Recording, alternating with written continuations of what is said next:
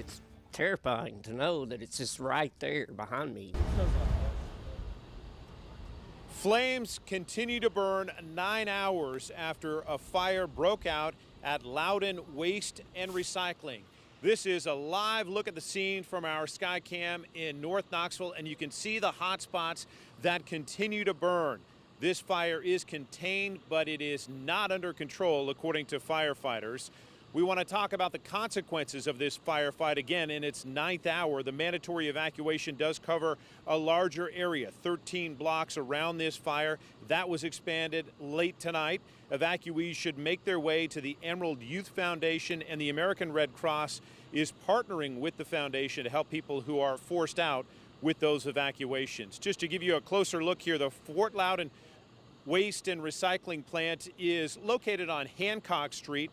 Crews say wood, fire, and plastic continue to burn inside that recycling plant. Some of those stacks rising some 15 to 20 feet high. Jason Bales owns that business at this location, 2742, with his brother. He says Bales was in shock over the huge blaze that erupted, and he says his business is a total loss. We're out with our team coverage that covers everything from the weather, the inversion, and the rain. We know the impact of that problem and also the investigation, and that is where we want to begin tonight with the investigation. This is what we know. Some 25 people were working inside that plant. They all made it out okay. At best guess, according to firefighters right now, this fire started from a backfire on a forklift and caught some of that material on fire. We saw smoke billow out throughout the afternoon. People then heard explosions, propane tanks that firefighters say kicked off in the heat and flames of this fire. We want to give you a listen at what that sounded like a little bit earlier today.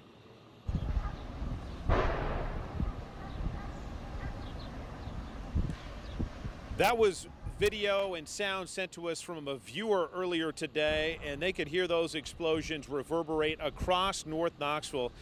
They opened the door and all they could see was smoke, according to some of the witnesses. And here's what one told us who had to run out of his business right nearby.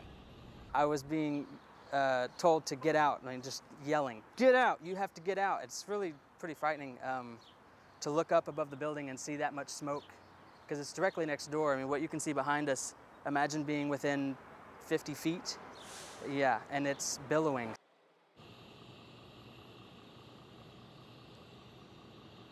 What a scene he ran from today. Said it was like escaping a tornado. That's how frantic people were to get away.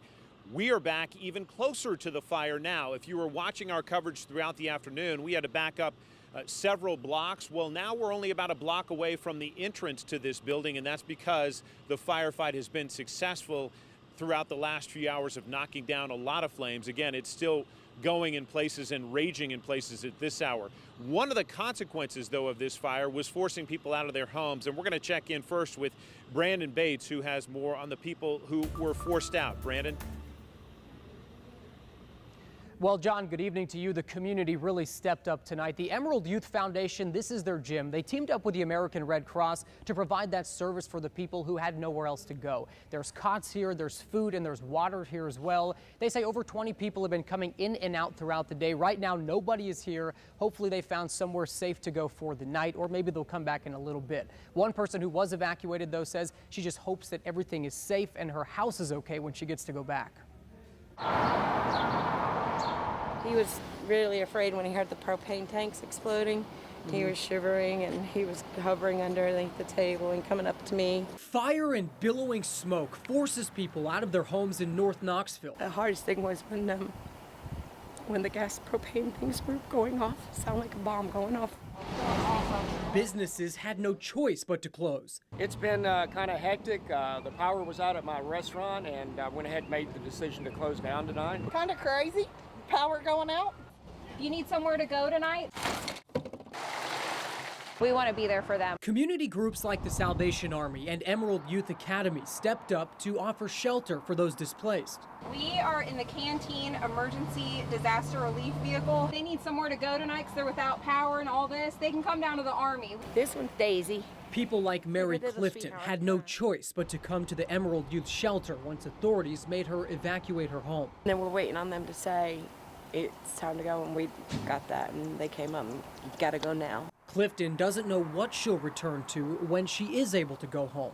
The one thing she does hope to find is her cat. I have a cat back there right now, and I don't know if he's okay because he jumped out of my arms and he left. So I'm hoping he's okay.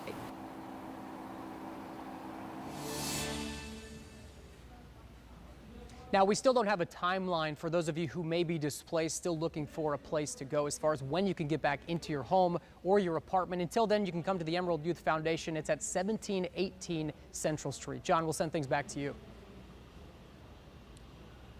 Brandon Bates with part of our team coverage. We appreciate it, Brandon. Again, we're back near the scene of this massive fire, and the rain is falling right now. Neighbors have seen a little bit of everything today. We're going to bring in my colleague Shannon Smith, who has more from people who live right near this fire and what they lived through today. Shannon. John, a lot of people really focusing on how loud it was when those booms went off, several rounds of them as the explosion started to start that fire.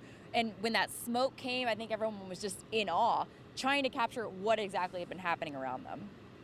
And to have this in your front yard is pretty incredible. Allison Clare made herself a front row seat to watch the fire in North Knoxville. Well, I was in my backyard and I heard a boom and happened to look up in the sky and saw a large plume of black smoke. A few blocks down, Sharon Bell heard and saw the same from her house, closer to the plant.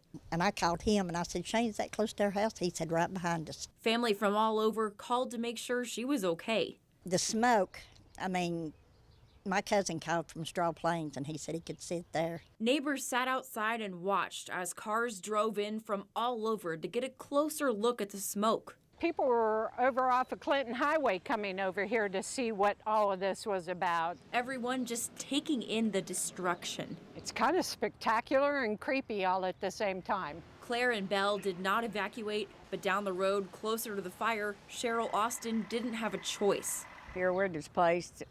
They did let us in to get our medicines and our clothes. This is the last thing Austin wanted to deal with today. Well, get back in her home and get our son buried. And she said it could be a few days before she's back in her house. I just hope they get this mess straightened up so we don't have to deal with this. Until then, neighbors will keep watching the flames burn down the road. Pull some chairs out and just sitting here watching all the chaos.